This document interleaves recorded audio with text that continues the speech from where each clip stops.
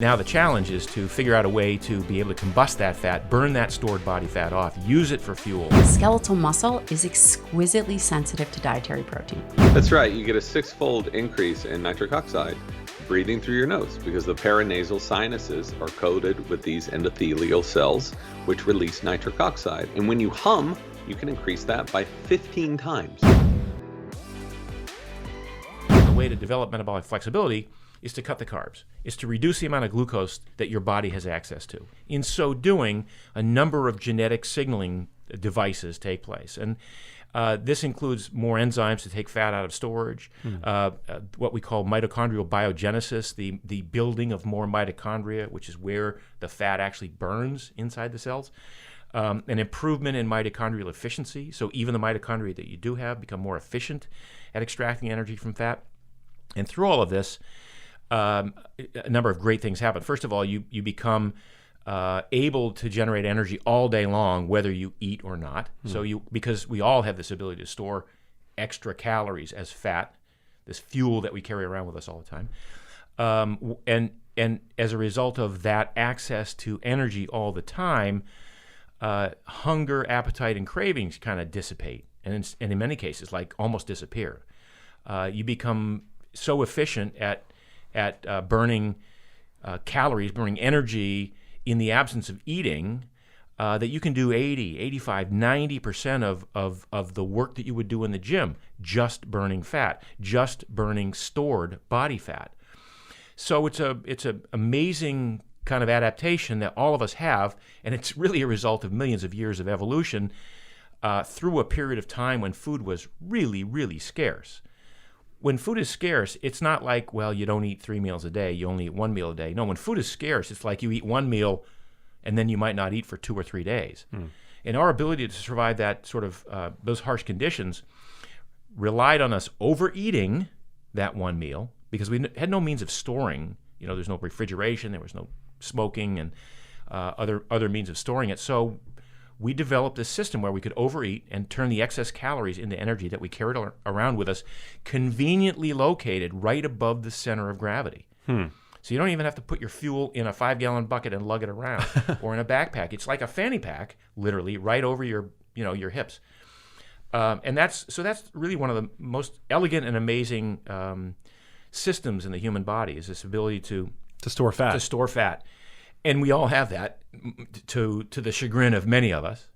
And really now the challenge is to figure out a way to be able to combust that fat, burn that stored body fat off, use it for fuel, not just to have access to energy all day long, but to achieve an ideal body composition, to normalize blood sugar, to normalize blood lipids, reduce risk factors for cancer, heart disease, diabetes, metabolic syndrome, and all the things that we talk about. So in that regard, I would say that the pursuit of metabolic flexibility really is the holy grail of health.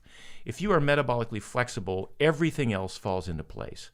Conversely, if you're not metabolically flexible, it becomes more difficult to try and work your way around it by exercising your way into that system or that situation, or taking medications.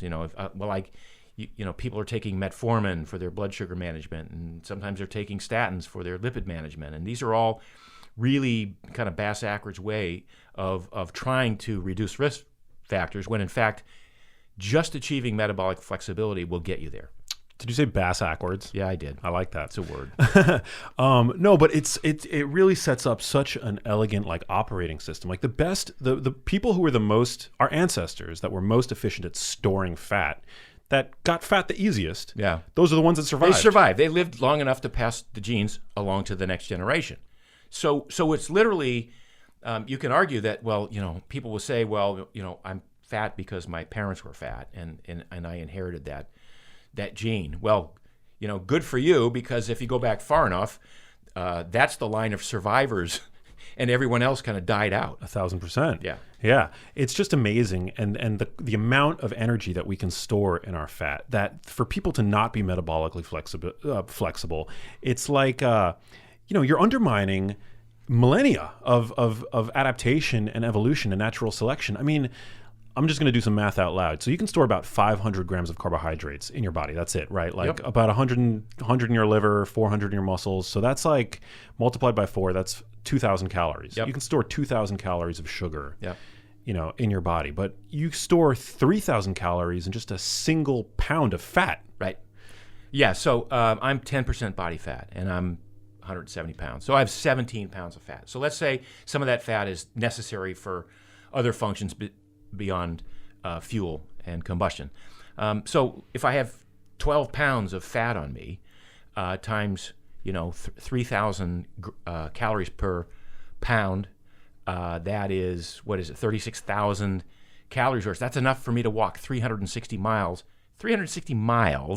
without eating. Wow. And without suffering the consequences, provided that I'm metabolically flexible. Now, here's where it gets really kind of dicey. For people who haven't done the work to become metabolically flexible, they're still at the effect of this carbohydrate dependency. So if I go 3 days without eating, because I've done the work and I'm metabolically flexible, as I said, my body really doesn't even know that I'm getting the energy from my body's fat stores, and it doesn't care, and it doesn't. There's no ill effects from it. I still, because I'm making ketones, my brain is happy because of the ketones. I'm burning fat to do most of the work. That fat's already on me, and I have a lot of it, as we just described, even at a low body fat. One of the closed loop system concepts that happens as a result of not eating for days, if you're metabolically flexible, is that certain genes are turned on that spare amino acids and spare protein. So you literally recycle proteins much more efficiently, so you don't even need an external supply of protein during this time. So if you're metabolically flexible, you won't even lose much in the way of muscle mass if you go days without eating. Now, the converse of that is if you're carb dependent and you skip one meal, you get hangry and you get out of sorts. And if you skip like 2 days of not eating because you haven't done the work and haven't built the metabolic machinery, the brain kind of goes, wait a minute, I'm supposed to get glucose all the time. And you cut off my glucose, what am I going to do? I haven't learned how to burn ketones efficiently yet. And so the liver's pumping out these ketones, and you're spilling them out in your breath and your urine and your blood. And dude, I'm in ketosis. I'm 5 millimolar. I'm 6 millimolar. It doesn't matter. If you haven't done the work yet to do that, you're sort of wasting that precious fuel. So when you when you don't eat and you're a carbohydrate dependent person, and the body still thinks it needs carbs to run on and glucose to run on, then the brain sends a signal to the adrenals. The adrenals secrete cortisol, a stress hormone. And you've maybe heard this when people do inappropriate fasts and they haven't prepared for the fast yet, and their cortisol levels go up. Well, cortisol basically tears down muscle tissue throughout the body, sends it to the liver so that it can be made into glucose to fuel the brain and to do these activities. So you're literally cannibalizing your own body in a way that if you're metabolically flexible, not even an issue. But if you haven't built this metabolic flexibility, that's why you get into problems with carb-dependent people doing 3-day fasts and 4-day fasts. And it's interesting because it's a lot easier, and correct me if I'm wrong, to create glucose from protein than it is from fat, because it's not as efficient, right? Because in fat you can get the glycerol off of the triglyceride. Right. And so in the model that I talked about, where if I were to go 3 days without eating, or our buddy Peter Attia, which he does routinely, he does 5-day fasts all the time. You can say this is such an efficient system because the triglyceride, that is the fat molecule that's being combusted, those 3 fatty acid molecules, they get combusted. Some get sent to the liver to become ketones, which is a fuel that the brain can use. But the glycerol can be used in the manufacture of whatever small amount of glucose is still required. So you can go days without any glucose at all, and the body will make glucose from that glycerol and won't need to cannibalize muscle tissue the way it would in somebody who is not fat adapted and keto adapted. Wow.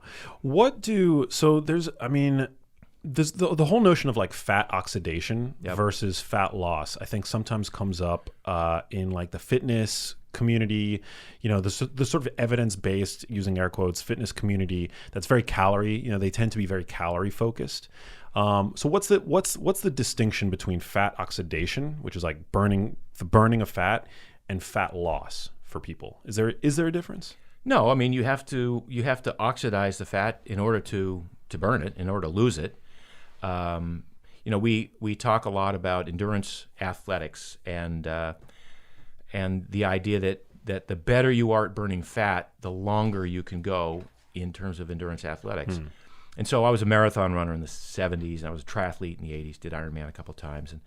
And the idea there was, as you said, if you only have 2,000 calories worth of glycogen in your muscles, and by the way, that's 1,600 in your muscles and 100 in your liver.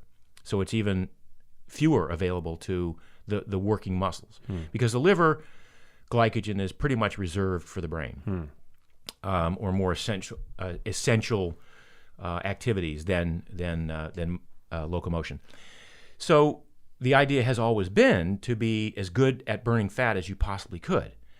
But the assumption was that it was still going to be about carbohydrate management. So when in the 70s and 80s and even 90s, when I was competing and coaching, those were the years, the decades of carbo loading. So you always went out and carbo loaded. You overloaded on carbs because the recognition was that you're going to burn through them and you're going to need more of them immediately.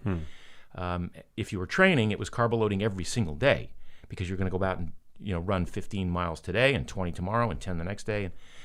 And there was never really much attention paid to becoming really, truly fat adapted in keto.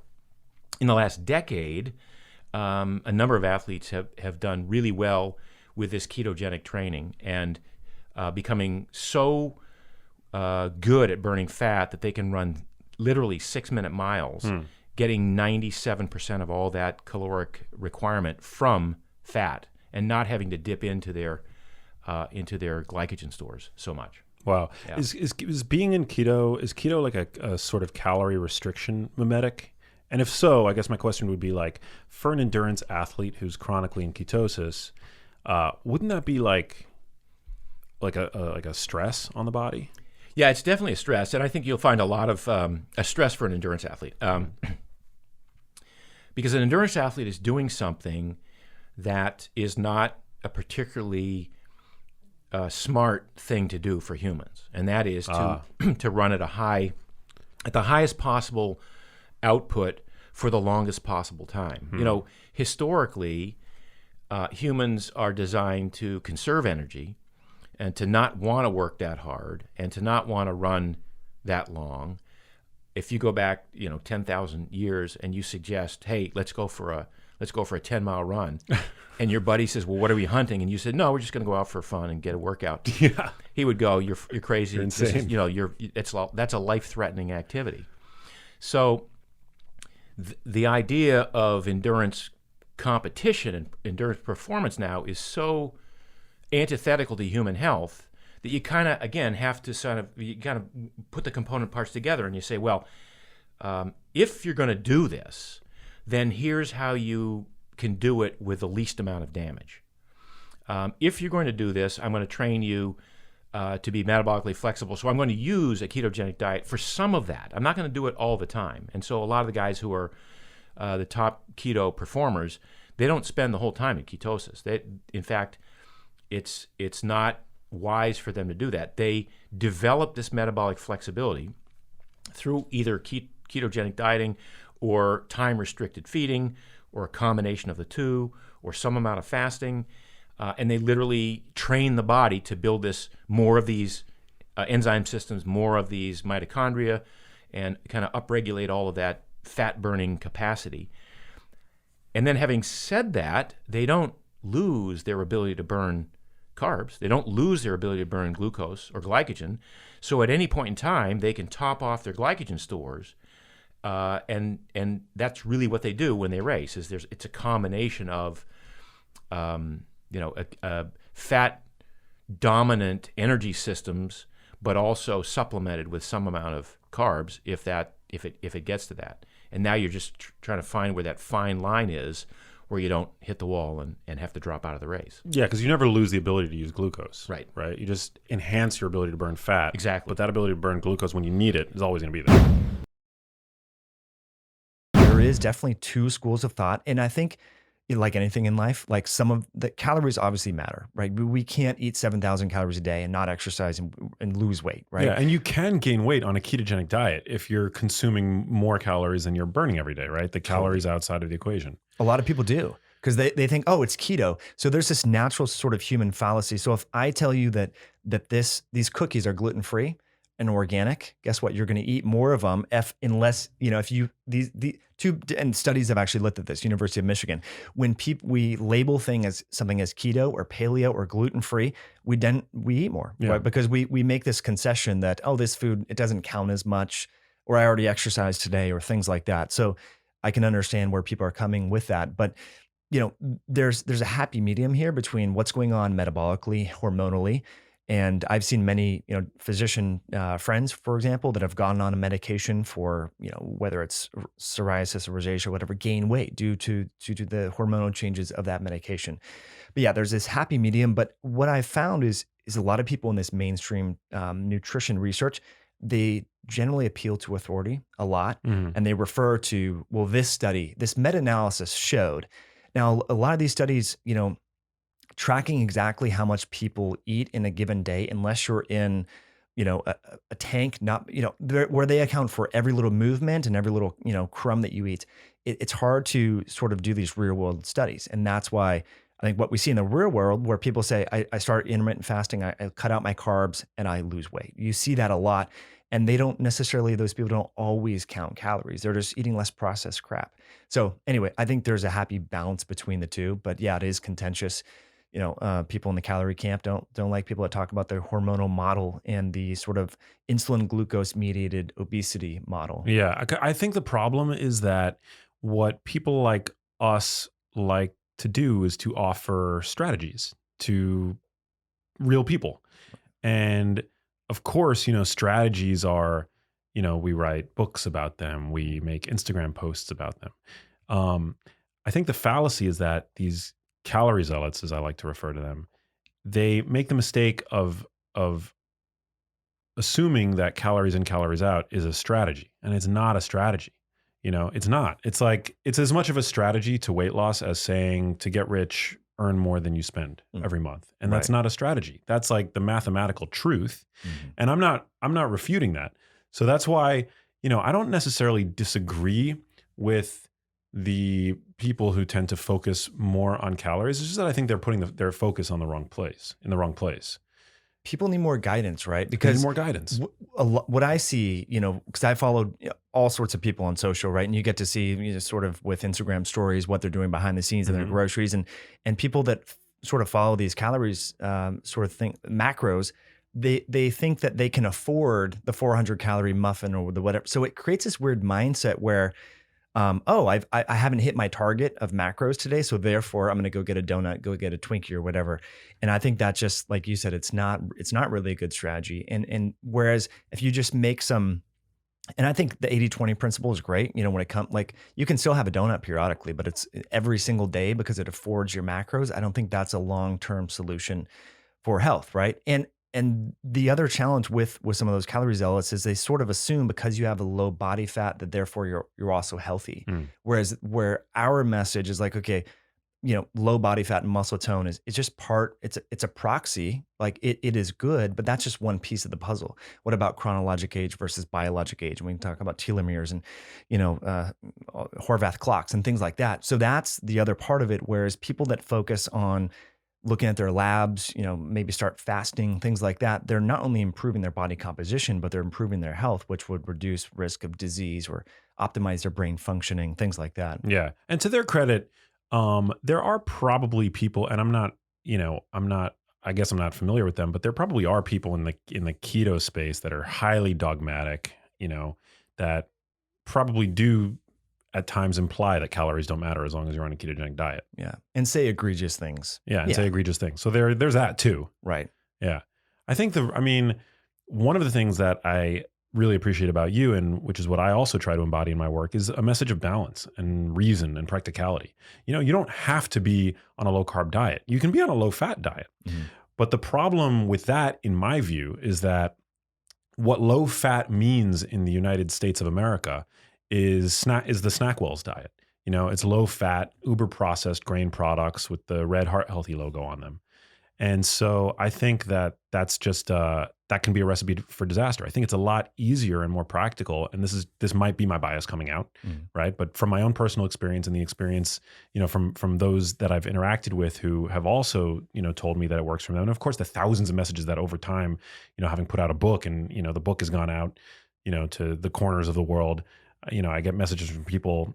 So I'm not a clinician, but I do have that kind of experience where, it's worked for others out there that say that when they eat low carb, they're able to cut out, pretty nutrient poor foods, energy rich foods, and they focus on real fat containing whole foods. And yeah, that it checks all the other boxes of being just generally good for your health as well. And it's more satiating. Yeah. It's hard. Like if you're eating avocados, nuts, eggs, you put a little butter in your coffee, like you're just not snacking, like you're full. And that's what I think is nice, especially with so many people working from home right now.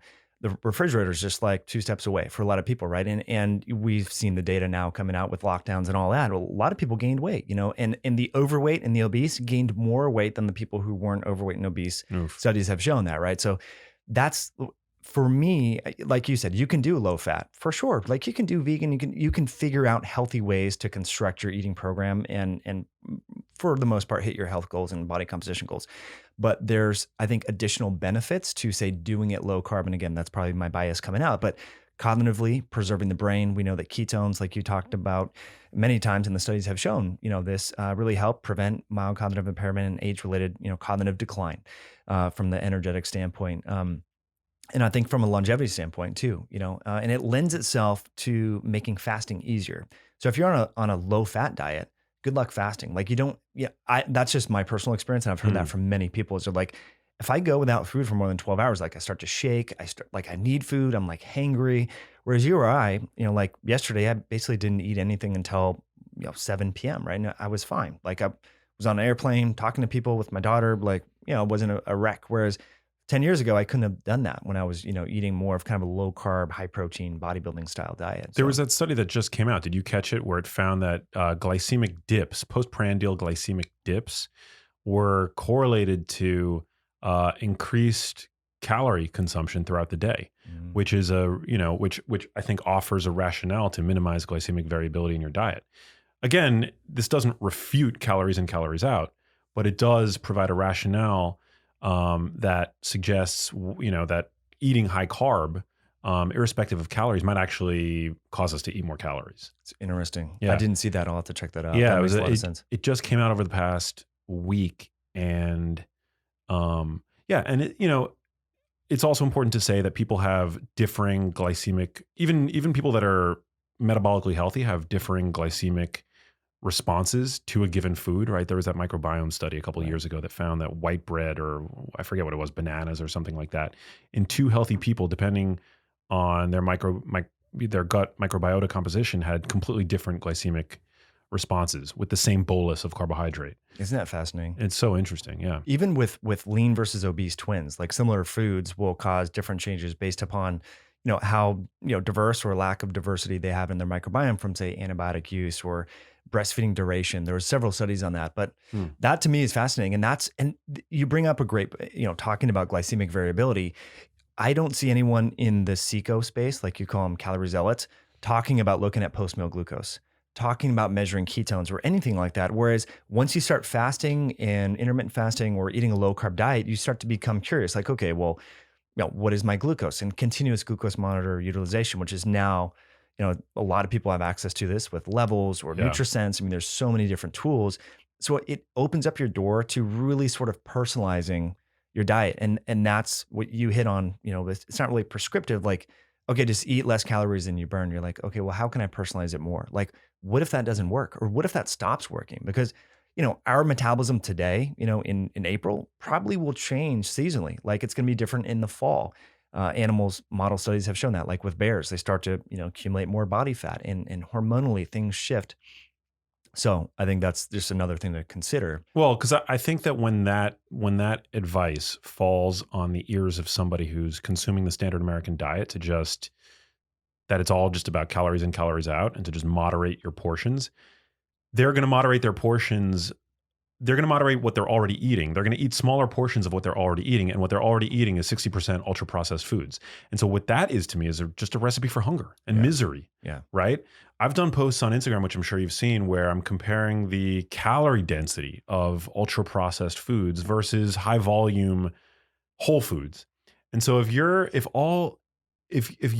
fitness influencer and you're just saying to mind your calories, and that advice falls on the ears of somebody who's just eating fast food all day long, and they're going to fail. Mm-hmm. And they're going to have, that sort of moral, that's a moral failure that they couldn't do it. Maybe that they're destined to be overweight for life. And I think it just does a lot of harm, and it's a huge disservice to people. Now, if you're an obsessive fitness junkie, then count your calories. Right. Use one of those apps or a Google Docs spreadsheet or whatever to and so there's obviously a demographic for whom that works. Bodybuilders, I'm sure if you wanted to get to 4% body fat, tracking would be maybe somewhat helpful. Yeah. But I don't think that's a goal for your average person. The goal for your average person who is overweight is to just get down to a healthy weight. Mm.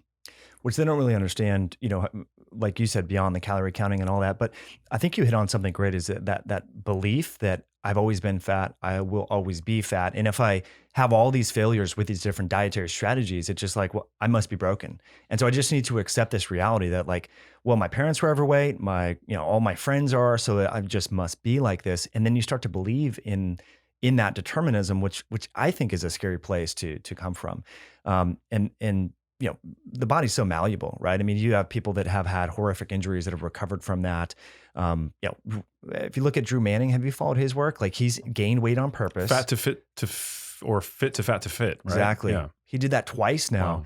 And so, he has the history of being metabolically healthy and then going unhealthy, where he just stopped exercising and ate crap. But he wanted to do it to show people hey, this is possible. The body really, responds to change. So I think to me, it's fascinating. But anything you do in life where you get failure, I think sucks, because then you lose motivation, and you need to sort of get these small wins, like you and I over the years of becoming more healthy, because I ate processed crab growing up. I'm sure you did too. You start with these small little steps, and it's iterative. You get more and more progress. And that's why I think things like exercise, like fasting, and then pairing these things together, it's not just additive, it's additional, so I think it's interesting to sort of open your mind up to beyond just the calories. Yeah, it's such an important conversation to be had. I'm glad we're talking about it. You've recently been really into saunas. Yeah, which I love. I'm a huge sauna fanatic, so really excited to talk to you about saunas. What's your regimen look like? Yeah, well, I mean, it started because so I started to get into sauna therapy in 2013 because there's one at our gym in Seattle. And when gyms closed and then reopened and all that sort of stuff, they didn't reopen the sauna. And I've been wanting to build my own sauna. And we've had an infrared sauna too. Maybe we can talk about the different types. But I'll just give you the big picture here. So I've been doing it for, almost 8 years now. And I just got used to it. And then when the gyms closed, I got really frustrated because we have this infrared sauna made by this company, High Tech Health. I know there's all these different brands. The infrared sauna, I think a lot of people have this perception that it's somehow better than, say, the sauna that you or I have. But really the mechanism of sauna therapy is the heat. What makes this room different from a sauna is there's no heater, right? So really that's the mechanism of action, and the adaptive response that you get when you're in the sauna from a cardiovascular standpoint, from a detoxification standpoint, is heat mediated. So, I like to tell people, get the sauna that you can afford. If you have a small 1-bedroom condo, you're not going to have a classic Finnish sauna. Sorry, get a small infrared sauna, but just realize that to get your body hot enough, you're going to have to stay in longer. So the infrared sauna that we had, I loved using it. My wife and I would go in there, but it only got up to 160 degrees, which after having years of going in the sauna in our gym, it just wasn't enough. So I was like, all right, I'm going to build my own. I want it to be like the most badass sauna that people have been in, because it's part of life. Like in Nordic countries, in Scandinavian countries, and also in Russia, right? Like this is like kids are born in the sauna. When people die, they clean the bodies in the sauna, like in Finland. So this is just part of life. And what's cool about the sauna, and what's cool about getting a sauna, and you've experienced this, is it's something to do alcohol-free or drug-free with other people. It's like, hey, come over, let's do a sauna. And you're there, you're kind of vulnerable, a towel wrapped around you, maybe a swimsuit, and you can have these cool conversations. And so that's what inspired me to build the sauna. But most importantly, the reason why I think everyone should get one is the health benefits are just phenomenal, from the cardiovascular system, from the immune system, from the sleep enhancement, stress reduction. I mean, it goes on, and we can pick apart those different mechanisms. But I think that for also the detoxification. So just the act of sweating, whether you go to hot, because a lot of people are like, dude, okay, I can't afford a sauna. Like I live with my family. What can I do? Hot yoga or sweating or a sauna blanket. Anything that gets your body temperature up is going to improve cardiovascular fitness, will help to excrete heavy metals, particularly lead, cadmium, mercury, things like that. The persistent organic pollutants that we're getting in our water and plastics, those are a little bit harder to get out, but the heavy metals that we're all exposed to and probably have high levels of readily get out in sweat, which is really cool. But yeah, I think, and I really attribute my quick recovery to COVID was due to our infrared sauna. Like I knew I was getting sick. I didn't think it was SARS-CoV-2, but I was in there 3 times a day, and it was like a mild cold for me, a day and a half, and I was good to go. And other people that have saunas that have had COVID report similar feedback too. And I'm not saying that sauna cures COVID or anything like that, but there was some articles that were saying like, hey, why aren't we making this, sauna bathing like part of first line therapy? Why are we closing the saunas when we know that this virus is susceptible to heat, and so forth? And so it's really good for the immune system. One study that has actually shown, looking at athletes, where they measured various immune cells, macrophages, monocytes, T helper cells before the sauna and after, and there was massive orders of magnitude higher activity and phagocytic capacity after the sauna.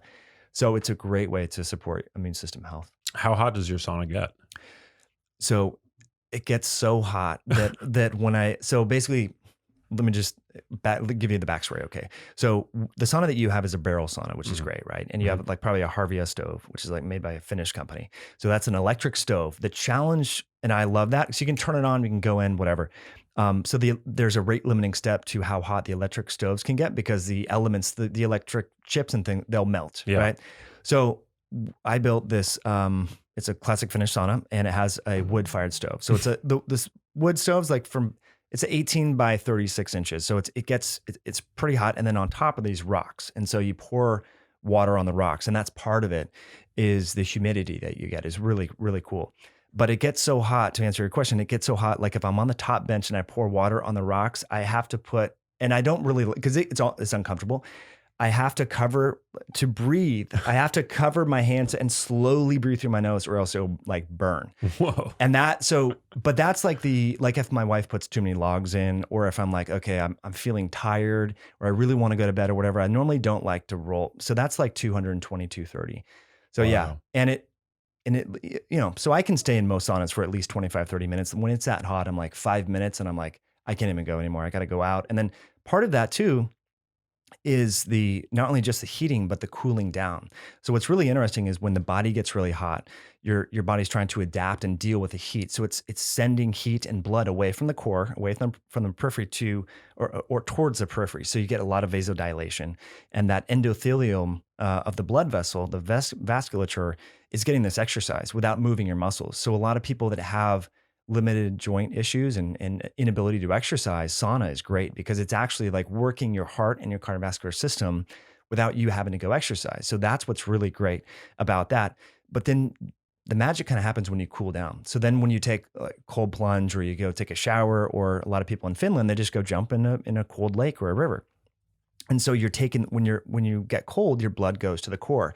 So it's like this elastic response. And so it's a great way to sort of stress test your cardiovascular system. But in that elasticity, it's not just one and done. So your blood vessels will get this, it's called this hunting response. It's really interesting. There's a bunch of data on this, which is how contrast therapy is so beneficial for we hear a lot about brown adipose tissue, and we can talk about that, but the cardiovascular system is due to this sort of rubber band like effect that goes in waves and cycles.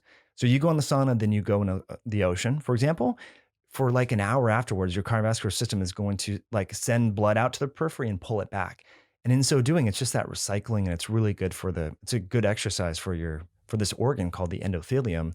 Endothelial dysfunction is linked with heart disease, hypertension, severe COVID outcomes. ED, endothelial dysfunction, is linked with ED, erectile dysfunction. So men that can't get it up and things like that, there's challenges there. Yeah. So yeah, to me, I mean, it's an amazing tool. It's part of what humans have been doing for hundreds of years. I mean, thousands probably. I mean, if you look at sweat lodges and, Native Americans used and all that. So this is, a consistent theme throughout cultures. And so I think it comes back to, what did humans do before the advent of technology that made them healthy? And part of it is the community and socialization of that.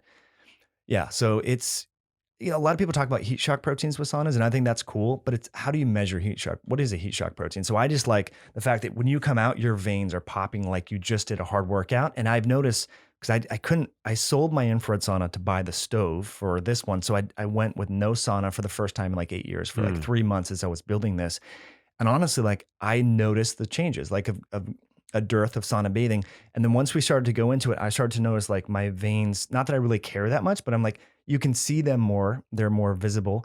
And my wife and I, she notices her skin right away, and her patients, cause she's a chiropractor, were noticing right away, like your skin looks more vibrant. Like, what are you doing differently? And it was right after, months of, took a break from sauna and then starting it over again. So it's amazing. Yeah. I think that the heat shock protein story is actually like very minor in terms of the benefit that we get from saunas compared to the vascular benefits that you just described. And like, I feel like how heat shock engages these proteins, these like scaffolding proteins, for people who I've written about heat shock proteins, I'm sure you have as well, that they help protect they help guard against the misfolding of proteins. And when you look at proteopathies like Alzheimer's disease, Parkinson's disease, I mean, that is it's a very potentially useful mechanism, but it is at the end of the day mechanistic speculation. Right. I think, because vascular dysfunction really, I think, is like one of the earliest problems, in terms of the etiology of these conditions. I think that's where the real money is when it comes to sitting in a sauna. Totally. And they've shown, University of Eastern Finland, right? Like all the risk reduction, such robust risk reduction with regular sauna use for stroke, for hypertension, for cardiovascular disease, all-cause mortality, and of course, dementia and Alzheimer's disease. Which was huge. Yeah. I mean, I think the risk reduction for dementia and Alzheimer's was like in the mid 60%. So you're like, this is something that most people should be able to access, right? I mean, that's the downside, is like we're spending trillions of dollars, our government is, like, why public saunas would be amazing. I mean, imagine if you could go into a public sauna and if I know you travel, but like you go to different countries, like for example, I've been to South Korea and in other parts of the world, sauna bathing is like a thing. Like this is what people do and relax on the weekends, and there's bathhouses and all that.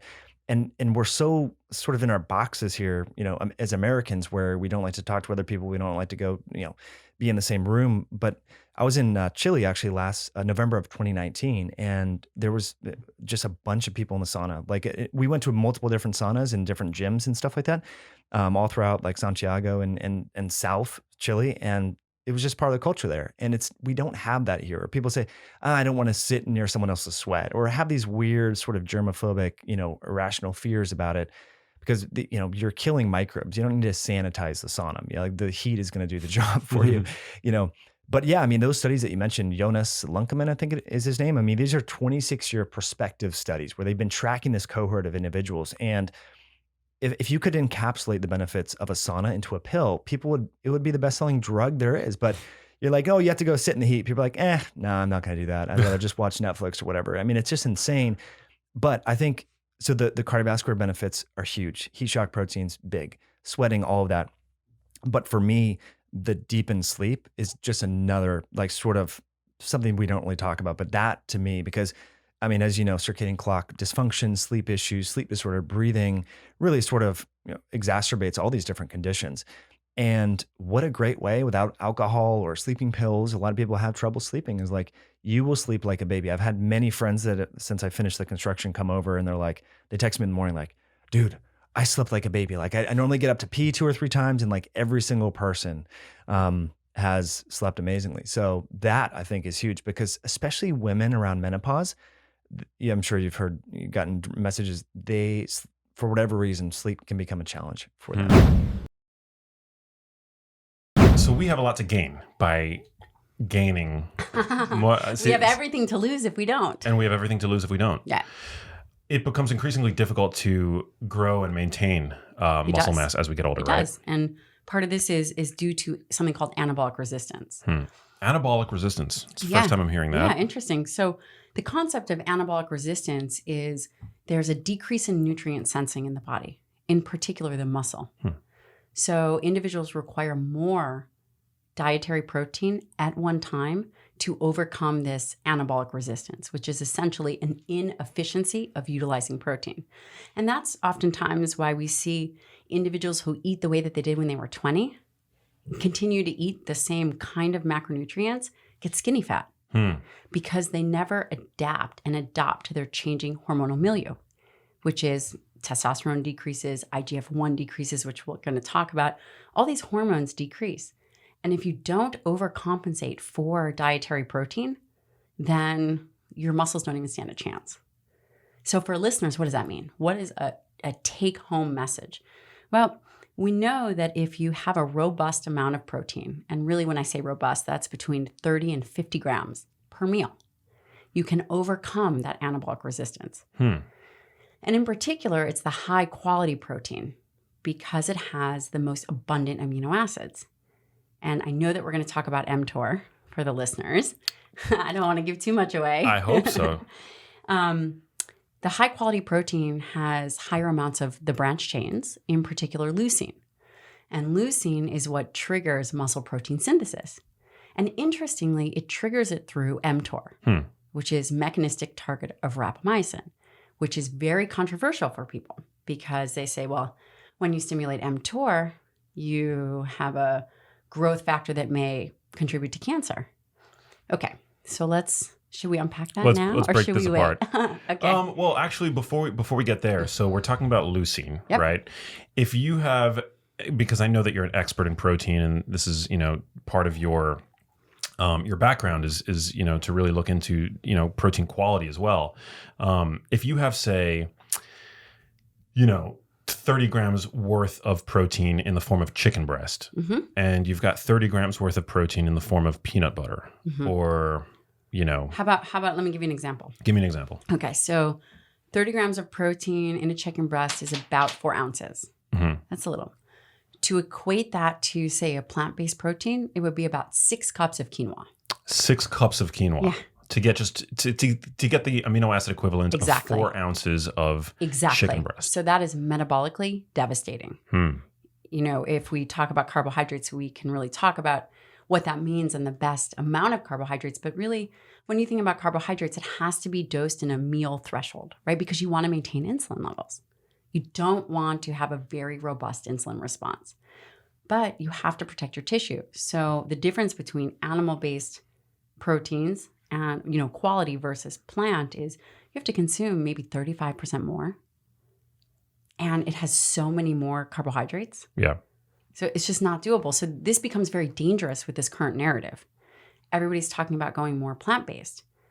But the data, the NHANES data, which is the largest data set, would suggest we're already plant-based. Yeah. I mean, 60% of the calories that we consume come from ultra-processed foods, which are low-protein foods. Right. So we're already plant-based. The argument could be we need better plants. But as it relates to protein, we can't confuse a plant-based diet with a high-quality protein diet. You just cannot. Are there differences in the protein quality itself? Oh, yeah. There's I forget the acronym, but it's like the DIA. Yeah. Sorry, making a mess in your head. It's all good. It's all right. So when you think about protein quality, you think about the DIAs. So these are digestibility amino acid scores. And these are hard, fast biological numbers. And it's really based on the quality of the amino acids and the digestibility of the amino acids. And, when you really, a good practical way to think about that is animal-based proteins, including eggs or whey, those kinds of things, have a higher amino acid score. They are higher in the bioavailability Whereas plant, and there's some researchers out there that would say soy and wheat are just the same. But that's really tortured data, and you really cannot change the biological value of amino acids. And I think, people have to be very aware and particular about where they get their information and really just thinking critically about it, right? So you can look at a steak, that steak is not the same quality as a broccoli. Yeah, well, I mean, I just know, and there was this channel that I grew up watching that actually had like surgeries on it. I think it was like Discovery Health when that existed. Yeah.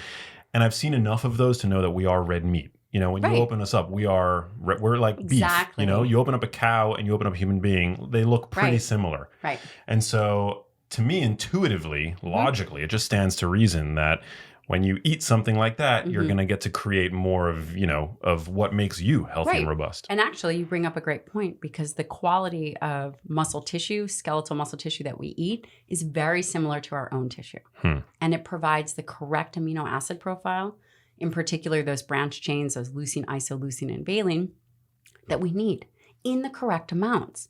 And that's where it becomes so important to understand that it's not just eat high quality protein.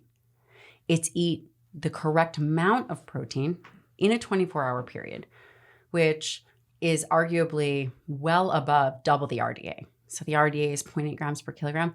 1.6 grams per kilogram is probably still on the lower end. Wow. In my clinical practice, I recommend 1 gram per pound ideal body weight, because protein isn't just about muscle. It also helps with appetite regulation. And we know body composition is the ultimate. But we don't really eat for protein. We eat for those amino acids. And there's 20 different amino acids, and they do all kinds of different things. And that's what we need. So you have to understand that it's a 24-hour period. And then you have to break it down to bolus feeding meals. And that's so important, especially as we're aging, and especially when we think about sarcopenia, which is the loss of muscle mass and function, and when we think about anabolic resistance. So these things are the cornerstone, and they're missing in the conversation because we have a failure of this fat-focused paradigm. Resistance training, I'm sure, is a big part of your prescription for health, right? Would your recommendations, this 30 to 50 gram of protein per meal recommendation, change for somebody who maybe is not yet on an intense resistance training regimen? I love this question. When you so the simple answer is no, because you still require that amino acid bolus to stimulate muscle protein synthesis. Can you stimulate muscle protein synthesis without resistance training? So you can stimulate it two ways, really, arguably. You can stimulate it through dietary protein and resistance exercise. So you can literally change your body composition just purely by eating more protein. You can. You do have to control for calories, but you absolutely can, and I've seen it happen. Wow. Arguably, resistance exercise is even more important than diet when it comes to the literature, which I actually didn't want to believe. But it really is important to, challenge the muscle and stimulate it. You can't get away from that. Right. Especially as you think about maintaining overall health. That's so interesting. So, there have been a number of studies that have shown that, people that as they get older, especially the above 65 set, increased longevity, reduced risk of cancer when they consume more protein. But there's been a number of studies that have shown the opposite for people who are younger. Can you help us make sense of all that? So let's just take a step back and think about what is meaningful when we think of statistics and when we think of scientific studies. So a lot of the information, the studies that have come out are epidemiological studies. So they're not randomized controlled trials. They're what we would consider low quality data. And when you think about epidemiological studies, you think about relative risk or risk ratio. And in order for something to be clinically significant, it has to be above 2. Let me give you an example. Smoking and cancer, it has a relative risk of 12. They looked at all the study and all the literature of cancer and protein. Guess what the relative risk was? Probably a fraction. 1.1. Wow. So the question becomes, at what point do we find something relevant? 1.1 meaning a 10% increased relative So in order for it to be clinically significant, the relative risk has to be above 2. Got it. 1.1 is clinically insignificant. Got it. So it's like basically meaningless. Correct. However, if you torture the data enough, you'll get the information you want. For example, the IARC committee. So everyone will say meat is a carcinogen. So the IARC committee came out with this position saying that red meat is a carcinogen or processed meat. The Annals of Internal Medicine, first of all, reviewed all of this. Annals of Internal Medicine is like the Super Bowl of literature. I mean, it's one of the most highly respected journals. Huge impact factor. Exactly. They found no increased risk. The committee that actually talked about protein and cancer risk turned out to be largely vegetarian. And they had a very strict criteria where they threw out all the high quality data. They limited a large amount of the randomized controlled trials and used low quality epidemiological data. It seems to me that there is a massive agenda problem. Yeah, I would agree with that. Right? But the issue is that prevents people from understanding health. Yeah, it makes a lot of sense.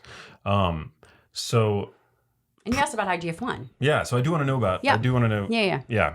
So if IGF-1 was really a problem and higher levels of IGF-1 was an issue. Well, what is IGF-1 for listeners who are IGF-1 just... is insulin-like growth factor. Okay. Then everyone in their 30s, when IGF-1 is their highest, arguably, or maybe late 20s, would have cancer. But you never see that. It just doesn't make sense. It doesn't add up. And then there's this conversation about mTOR and cancer. Let's take a step back. So mTOR is mechanistic target of rapamycin. And people say that it's one of the pathways for growth promotion, which it is. Did you know that there's mTOR in every single tissue? Yeah, that it's not just like this. It's like your mTOR isn't this like singular dial that controls growth in the. But yeah, it's like expressed in different tissues at different times. Exactly. And what if I told you it's sensitive to different macronutrients as well? Skeletal muscle is exquisitely sensitive to dietary protein. Mechanistic target of rapamycin, mTOR, is what helps and promotes muscle protein synthesis. Right. Through via leucine, which we talked about earlier. But mTOR is also stimulated by other things, like excess calories and excess insulin, which the liver and the pancreas are much more sensitive to. So if you're really concerned about mTOR and cancer, the worst thing that you could do is eat a high carbohydrate diet with excess calories. But it arguably has nothing to do with protein and amino acids. That's like saying exercise is bad for you because stimulating muscle is bad for you. Well, also you want mTOR to be stimulated in muscle. Of course you do. Right. And you mentioned also that protein has this hunger satiating effect. It does. More so than carbs, more so than fat. Right. And so if protein is a tool that keeps you in a eucaloric sort of balance, right? Then that's amazing. Exactly.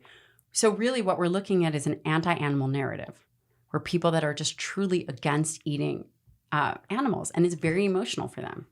So they go to an environmental conversation, they go to a cancer conversation. And by the way, if you just think about the conversation, what kind of cancer are we even talking about? Right. Right? Are we talking about lung cancer, which hasn't changed in the last 40 years?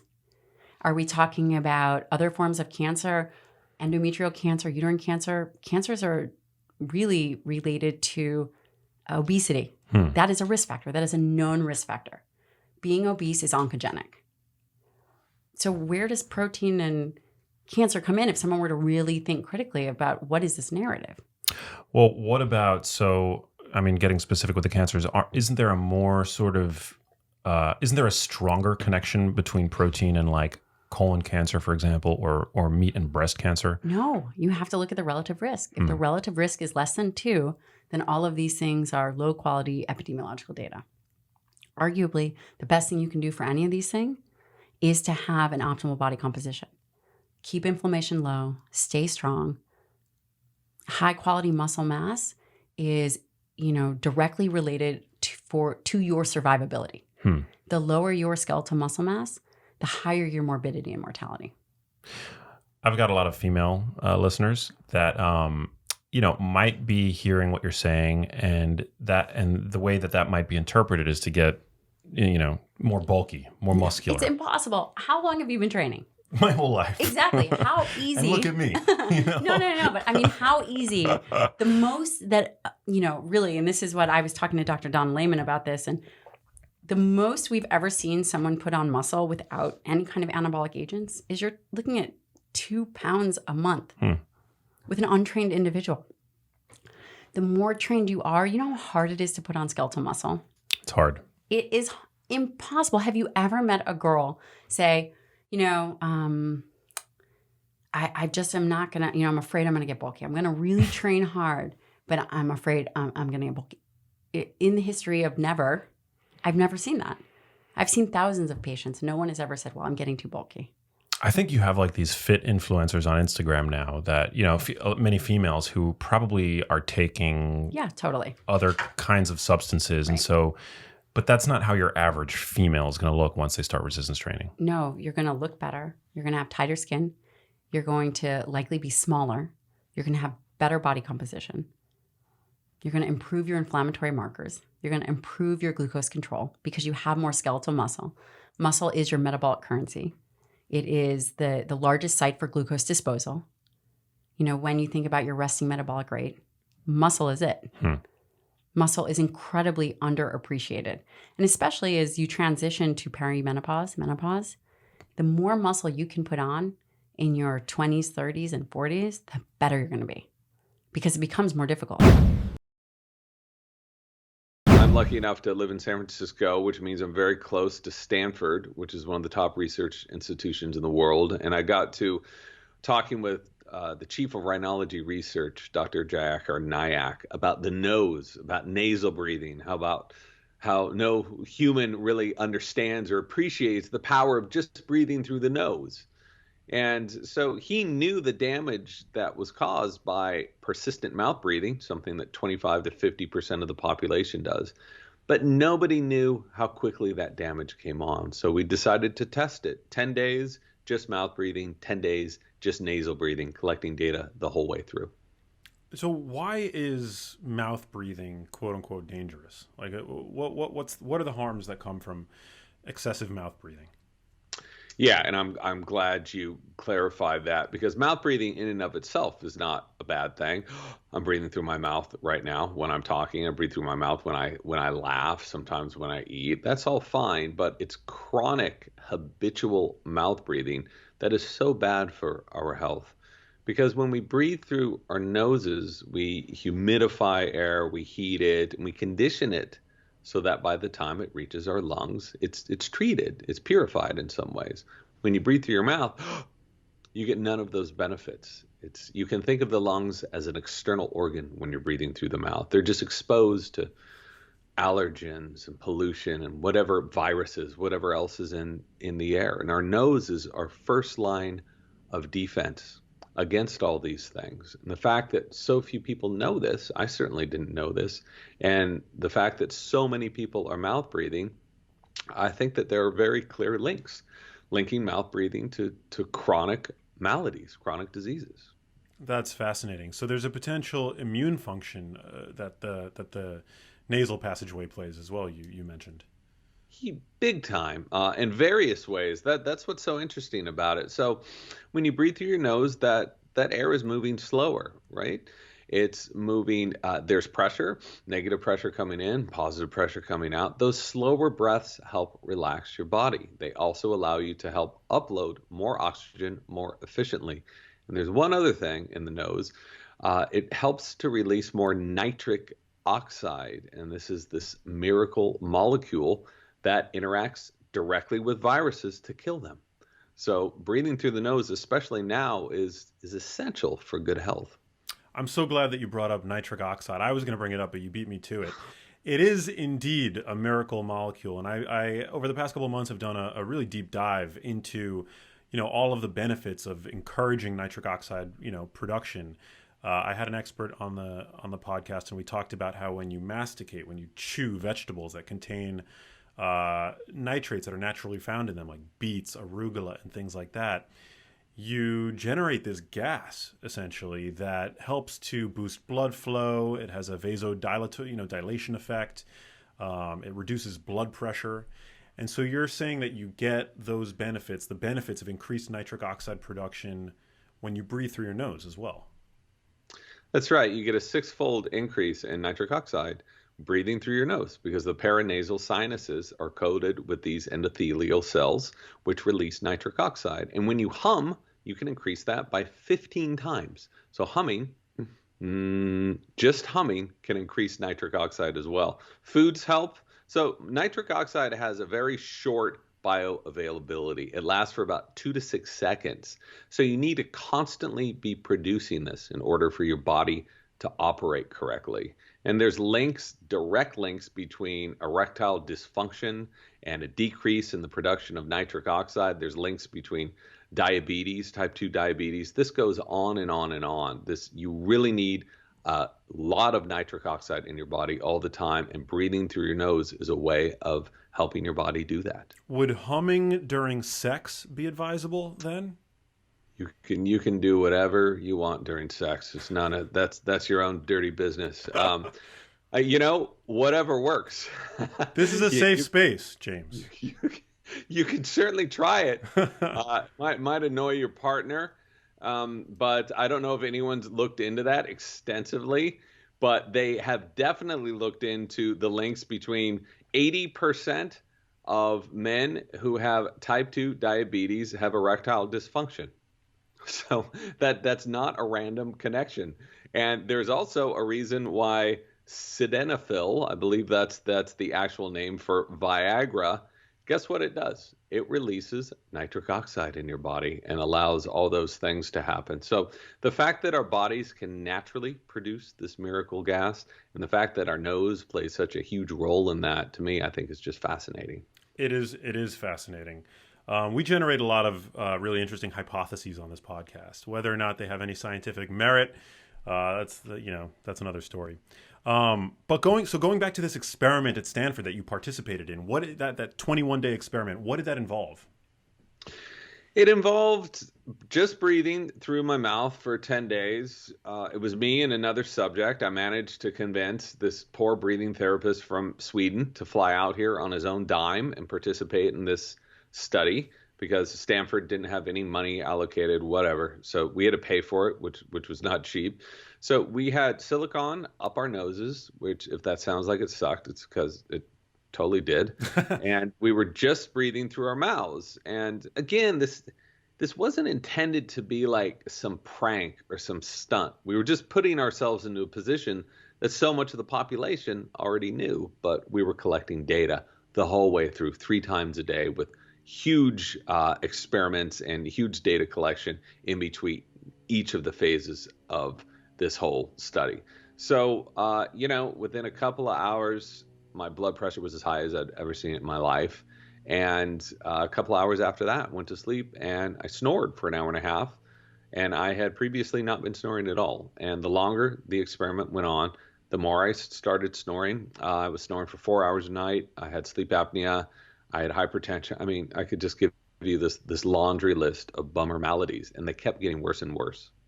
Wow, that is fascinating. Yeah, so pardon me, I think I mentioned that it was I said that it was a 21-day experiment. It was a 10-day experiment.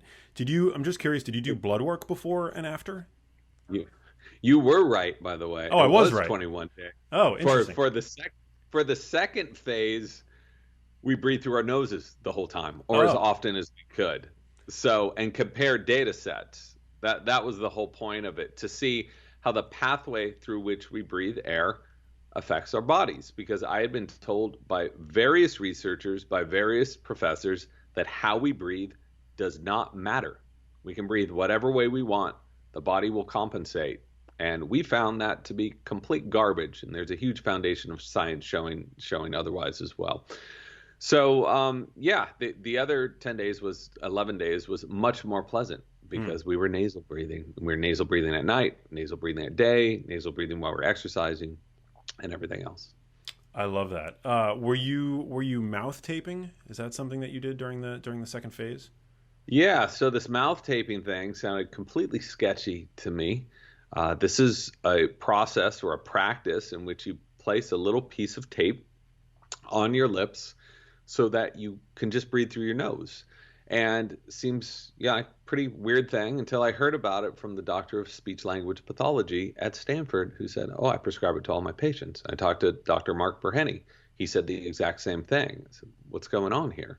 They said, because at night, so many of us are apt to gently open our mouths when we go to sleep, right? We got gravity working against us, and I probably slept that way for decades. And one estimate is that 70% of the population sleeps with an open mouth. So taping is just a way of gently closing that mouth. It's not to create a hermetic seal. It's just to train yourself to keep your mouth shut so you breathe through your nose. And so I'm just so curious. So what did you experience then after those 10 days where you were breathing mostly through your nose? So my health was completely wrecked from mouth breathing. And we did take blood work. We did pulmonary function tests. We did CAT scans. We did like 4 rounds of different blood work. I mean, it was awful. It was like 8 hours of getting poked and prodded. So a lot of those hormones, like there was a huge jump in cortisol for Anders. The blood, a lot of the blood work was inconsistent or didn't show too much. And what I had heard from the researchers is, these effects will probably come on in months. After several months, you should start seeing some of those broader effects. But as far as stress and heart rate variability and those more immediate changes, all of that came on immediately, high blood pressure and all that. And all of it disappeared when we started nasal breathing, which it's not like we proved anything. People have known this.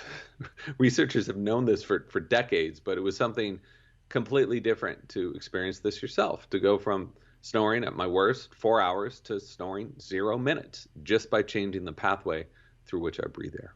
In your research, did you discover any potential reasons as to why so many of us have become chronic mouth breathers? There's so many reasons, for sure. So there's environmental factors, there's pollution, there is allergens. A lot of people are more allergic. Some people have autoimmune problems.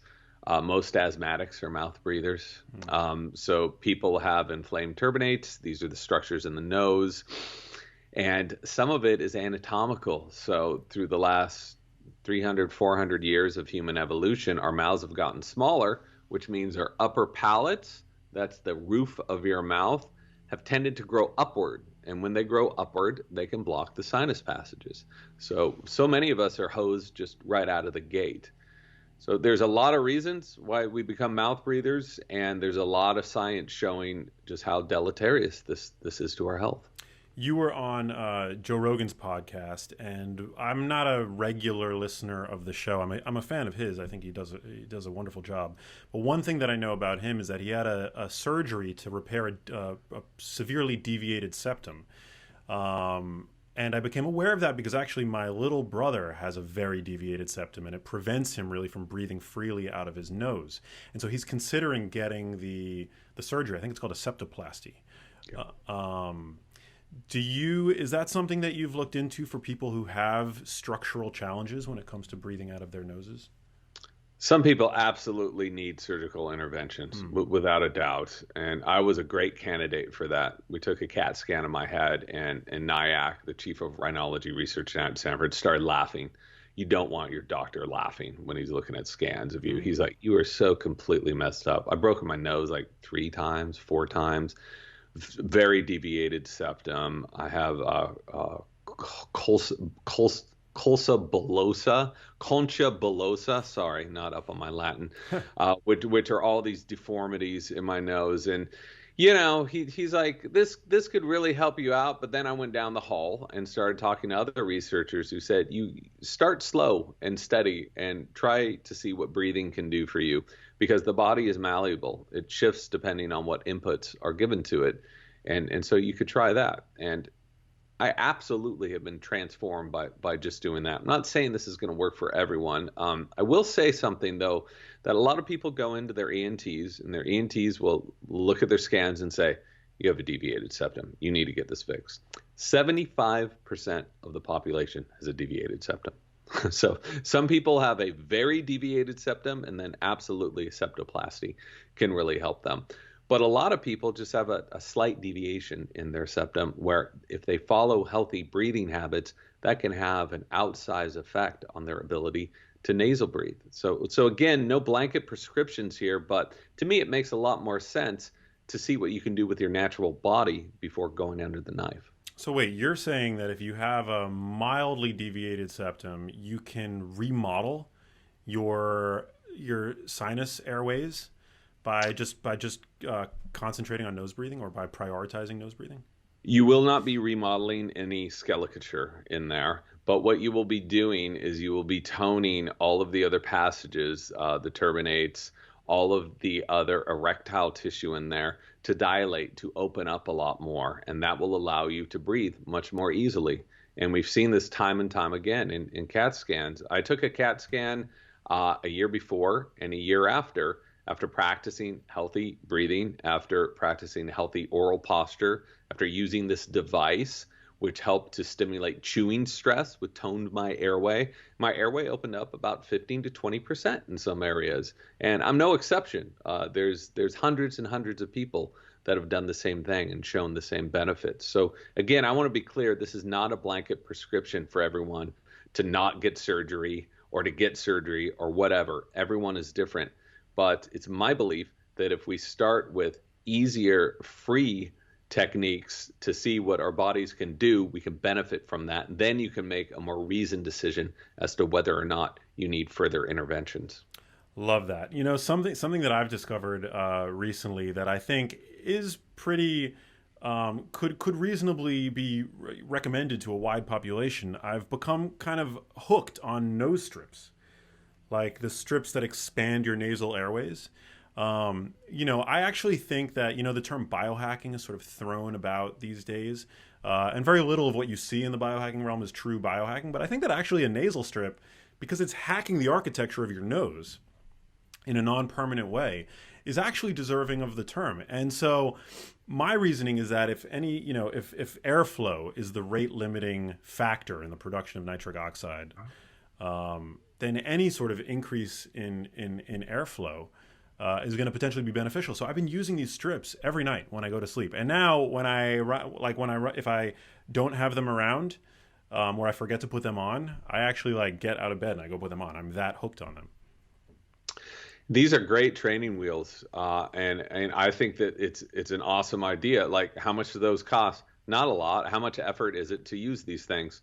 Not too much effort. So you can try something if you're talking about nostrils. You can try something called the Cottle maneuver, which is where you place your fingers and you open your nostrils up like that. And if it's significantly easier to breathe that way, then yes, these little hacks can really help you. There's something called mute inserts, which I've used before. You insert them into your nostrils. They help open up.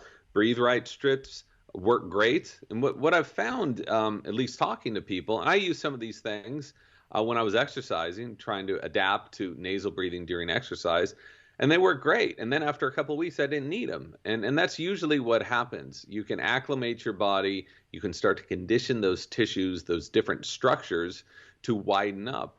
And then you just don't need them. If you have to continue using them, that's okay too. To me, and this is just my personal opinion, that might be better than going and getting surgery. But again, everyone's different, and surgery has been transformative for so many people. But there's just a lot of options on the table for people. Yeah, and surgery is not without risk. But even my brother who has a severely deviated septum, he's benefited from those nasal strips. I've found, just anecdotally, that my favorite ones are the generic CVS brand. I have a CVS close to my house. Just the generic nasal strips. What are they? The Breathe Right strips. I find that they leave a residue on my nose and they're hard to pull off. Yeah, again, personal preference. Some people really dig those. Other people like the non brand name ones. As far as sleep tape goes, I'm a big fan of just this 3M stuff, micropore sensitive skin tape. This costs like $3. It lasts 3 months. That's pretty cheap. People like Somnifix, which is a brand of sleep tape. It's a lot more expensive. They say it's more comfortable. Whatever works, by any means, whatever works to allow you to breathe through your nose, that's the right thing to do for you. I do a few things to make sure that my brain's running properly. Supplements, smart drugs, nootropics, etc. And then typically I'll do a little bit of breath work. And then right before I record, I didn't do it today because we're just, running a little bit behind. Yeah. And when it's on someone else's show, I don't always have the luxury of doing that. But I do like to take a few moments and just take a few slow, deep breaths and just kind of drop in, because every time I get ready to record one of my shows, I don't care how ahead of time I am, I'm always stressed out. Like I always it's not like I'm nervous because I haven't done it before after 300 interviews or something, but there's just always this apprehension. So I basically get myself all revved up, and then I have to take like 10 minutes to calm myself down to drop back into a state that is relaxed. But a couple of my favorites would be paracetam. It's a nootropic. It's like a synthetic nootropic, increases oxygenation of your brain, and it's really good for verbal acuity and memory. So I notice when I take paracetam that I'm much smarter than I am normally in terms of just being able to articulate ideas. And then also I love a product called Blue Canatine by it's a company called Troscriptions.com. And Blue Canatine is a troche, meaning it's a little lozenge that you put up in your cheek and gum. And it has about equal parts caffeine, nicotine, CBD, and something called methylene blue, which is also really good for your brain. So that little combo right there, just the paracetam and one of those, is like, bing, your brain's awake, you're on fire. But the morning routine is, the Juve red light therapy, got this thing called a biocharger, crazy ass space age PMF thing. Wait, what is that? Biocharger uses a combination of mobile gases and PEMF and creates a field based on different frequencies. It has all of this menu of all these different settings. So if you're meditating, you could set it to induce theta brainwaves. If you need energy, you're low on cellular energy, your overall like cell charge is low. Sit in front of the biocharger, put on one of the energy ones, perks up your brain. It has all these different settings. It's pretty incredible. Wow, you sit on it or in front of it? Next to it. Yeah, it's a pretty huge. I mean, it's like this big. People watching will see my arms are in a barrel shape, like I'm hugging an invisible person. But if it was sitting across the room, anywhere within 6 feet, you're getting treated essentially. Wow. So that one's pretty interesting. And then I have a hyperbaric oxygen chamber. On some days, if I'm a little sleep deprived or I'm traveling, I'll do the chamber. And then what does that do for you? Hyperbaric oxygen chamber is really interesting. It's used often for people that have suffered TBIs. And so it's known for brain health. And in fact, I've been using them just at clinics for years, but I went and interviewed Dr. Daniel Amen, and he did his brain scan. He's like, you have the brain scan of a 150-year-old. Like, what is going on with you? Just lack of blood flow in certain areas of the brain. And so his protocol very much includes like 100 sessions of hyperbaric. And so I priced it out and thought, if I'm going to pay $250 per pop and I got to do 100 of them, I might as well just buy one. So I got the Oxy Health Chamber, but it's really good for circulation and building new blood vessels. It's really good for your vascular system. The thing that makes hyperbaric unique versus just doing breath work or even just breathing oxygen without being under the pressure is that your red blood cells have a capacity limit on the amount of oxygen that they can be saturated with. Whereas when you're under pressure, the oxygen gets pushed into your plasma. And so that's why it's really great for brain injuries, but also any kind of injuries. But I just use it more as a nootropic kind of brain hack. And since I got one, my brain has improved dramatically. Wow, is that a really expensive piece of machinery? Yeah, I mean, there are less expensive ones that are kind of a bit more small and claustrophobic. The one I have is called an Oxy Health. I forget the model offhand, but it's like $22,000. Again, like this is something not everyone needs or wants, but if you're a nut like me, the ROI is great because again, if you went and did individual sessions, they're going to cost $250, $350 a pop.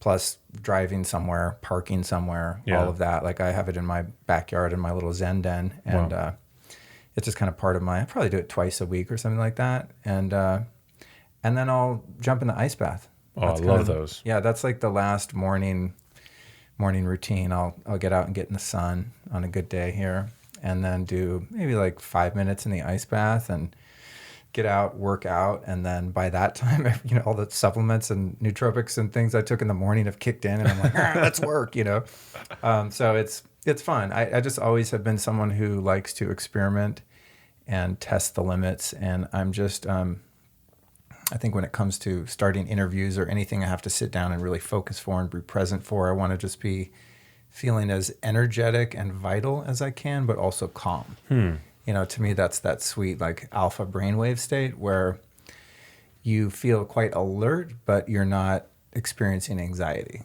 So it's like being really calm, relaxed, but also the brain is moving quickly. Yeah, it's sort of like that Goldilocks scenario. So when you say you jump into an ice bath, do you have like one of these, it's like actually meant to be an ice bath, or have you like retrofitted because I know some people that have taken these like meat freezers and they caulk them up and they turn them essentially into these ice baths. Like what's your setup look like? Mine would be the meat freezer conversion. There are 2 companies out right now that are making really cool ice baths. They're, I think, like $6,000 or $7,000, and they clean the water with ozone, and they're super legit. They have them at some spas and stuff. But I saw a couple of years ago, maybe this is going back 3 years ago, I was geeking out on Wim Hof's account, and I saw one of his followers or students, I guess, had built an ice bath out of a Sears chest freezer. By build an ice bath, I mean go online, order a Sears freezer, fill it up with water, and you have an ice bath. Now I have one in my garage where I keep all my meat. I work with a farm near Bakersfield, so now I have a second one that is actually used for its intended purpose. But I did that, and then found, because I was keeping it outdoors, that it was using a lot of energy, and it was hard to find the sweet spot of temperature. So I had my handyman build a really nice looking, also wood case around it, so you don't have like a janky ass trailer park looking freezer in the backyard. Yeah. So it has a wood case and a handle, and then I keep it on a timer so that it never freezes over completely and doesn't get warm. So the timer turns it on depending on the time of year, probably 2 or 3 hours a night, and then it always has about a 2 to 3 inch crust of ice in the morning. I just break that up with my kettlebell or whatever and get in, and you've got a nice 36 to 39 degrees ice bath. Oh my God. Yeah. So and for great. people that want to do that, actually, Ben Greenfield hit me up about a year ago when he was writing his book, and he had seen my ice bath, and he said, hey, will you send me like all the links and plans and how you did it? And so if anyone's interested, you just Google Luke Storey ice bath and you'll find Ben's post. He also put it in his book, Boundless. There's like, I think he calls it the Luke Storey budget ice bath, and then there's the Rick Rubin one, which is like the, Rick's really into ice baths and saunas. The Rick Rubin one is like the $8,000 professional sports team version of a cold plunge. So, for people that are doing that. But I'm actually looking forward to getting one that is not homemade because it's self-cleaning. The one I have, it'll get pretty swampy after a couple weeks, especially if you get in there sweaty. Yeah. I'm the only one that uses it. My girlfriend she won't even put her finger in it. She's terrified. Yeah, she's not down. She grew up in Indiana. She's like, I've had enough ice. Like, I'm good. But, the thing is you have to, empty the water and fill it back up. It's a little bit laborious. I use a filter on the hose to take out some of the chlorine and stuff. I did just discover if you get, I think it was 14% food grade oxygen, and I'll pour a bottle of that in right after I've cleaned it and changed the water, and the water lasts probably 3 times as long without getting funky. Wow. But the ones, that are made to be an ice bath are really nice. Yeah, I would love to get one of those to complement my sauna. I think. Oh yeah, on the roof, man. There's I don't know if you know, but there's one called Furrow Health that's really nice, and then another one called Mizuko Forge, I think it's called. I can send you the links to them, and they both look fantastic because they're self-cleaning with ozone and UV, and they're similar price range. I mean, they're not cheap, but interesting. So these are companies that make they make tubs that are explicitly designed to serve as ice baths. Yeah. Wow. Yeah, for sure. Have you been to Remedy Place up on Sunset yet? In West Hollywood, I was there. I've been there once. So the ice baths they have are Furrow Health. Oh. The Furrow Health ones are really modern looking. They're, blacked out and have a nice cover, and there's no like wood exposed or anything like that. They look very modern. And then again, I'm probably mispronouncing. I think it's Mizuko Health or Matsuko. No. Matsuko Forge, something like that. Theirs are like basically one of those animal feed troughs with a wood case and a lid built around it. And then there's a motor that does the chilling and then an ozone generator in there that cleans the water. So they're a little more rustic looking than the Furrow Health. But both of them look awesome. I'm going to get one of them one of these days. I don't think people fully understand like how powerful of an intervention the cold bath is. Like it's one of my favorite things to do. And it's painful. It's not like like I wouldn't do it if I wasn't gaining like real mental and cognitive benefits from it, because it's not like a fun thing to do. But afterwards, you feel like $1 million. You feel like you've been reborn. Yeah. It's like it's amazing. Man. It's my number one, if you could call it a bio. It's not even really a biohack because it's how we've evolved, right? Yeah. I mean, if we wanted to bathe, unless we were fortunate enough to live near a natural geothermic hot spring, we were getting in cold water. I did 2 today already, and I'll probably do another one when I get home. Wow. I'm literally addicted. But what you said about it being painful is interesting, is that I started doing cold plunges probably really when I was a kid, because I would go to spas and hot springs in Colorado. And I always liked the contrast of going back and forth, that rush you get when you're in a hot tub or a hot spring, and then you get in a freezing river, or you're in a sauna and then you get in a cold plunge in a Russian banya or something like that. But then when I moved to LA, I didn't do so much of that until the early 90s. Or no, mid-90s, I started doing what they used to call hydrotherapy, which is just contrast showers, basically, where you get in, it's hot, and then you finish cold. And then I started experimenting with it over the years and just getting used to the cold until I only did cold showers, which is what I do now. I never turn on the hot water ever, except maybe never. At night, sometimes I do. If I'm, if I want to really relax, I'll take a hot bath or take a hot shower. But in the morning, in fact, when I moved into my house, it's so funny. I didn't even know the gas wasn't working, because I never turned on the hot water. And I was probably living there like 2 months. And one day I was like, it'd be nice. I'm going to try out this, because it has one of these jacuzzi tubs in the bathroom.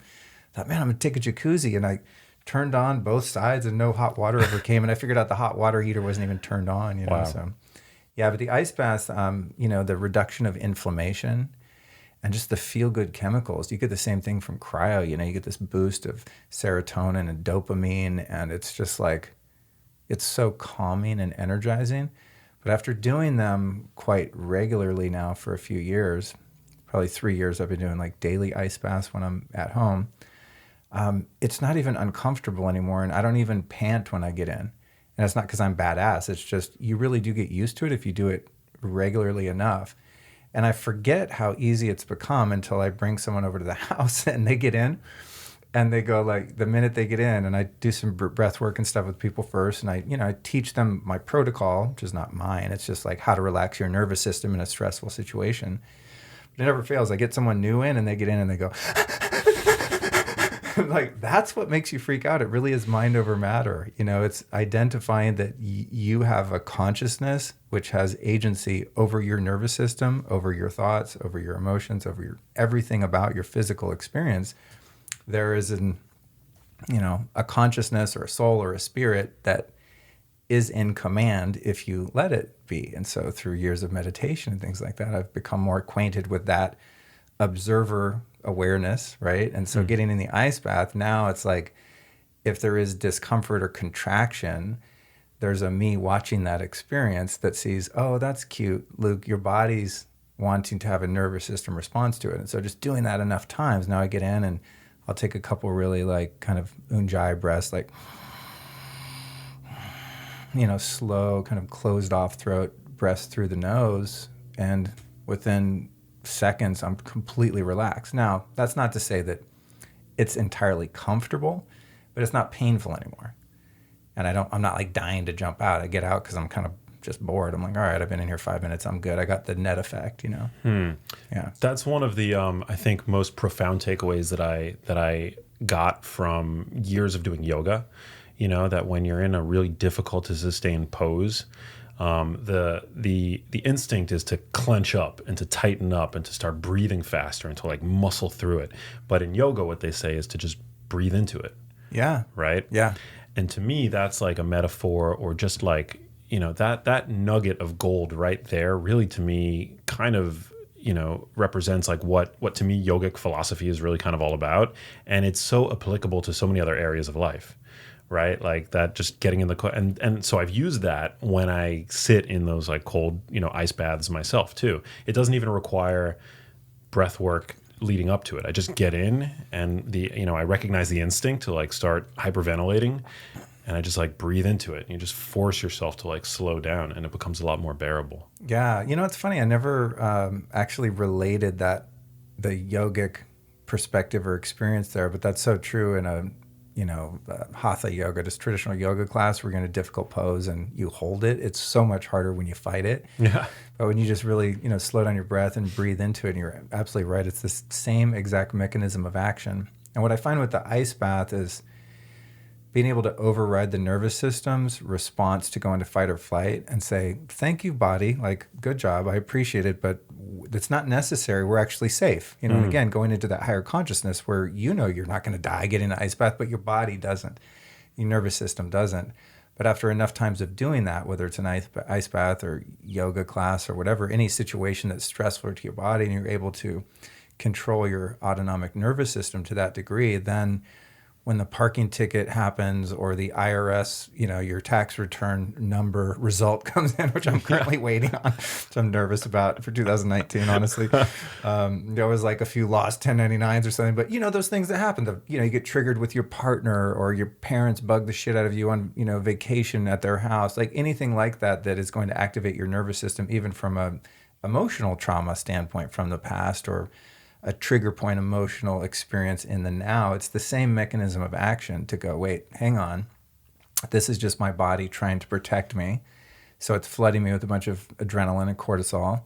And I actually have the opportunity to step back and observe that without engaging or being under the command of that experience. Now, obviously I'm not perfect at that, but man, you get good at the ice bath, then the FedEx doesn't come that you needed today. Like all those little things in life start to become much more manageable because you're able to sense that response of your nervous system before it completely takes you over. When you get locked into that fight or flight, it's like, you're like, oh, here it comes. You're like, no, what do we do in the ice bath? We just breathe. And then, those waves of anxiety or fear, whatever it is, subside, and you're able to get back to who you really are, which is the calm, cool, collected badass that each of us is. Hey, if you like that video, you need to check out this one here, and I'll see you there. Telling a person with obesity that a calorie deficit is the way to a healthier weight is the same thing to me, identical to telling somebody who's stuck in poverty that the way to get out of poverty is with a money surplus.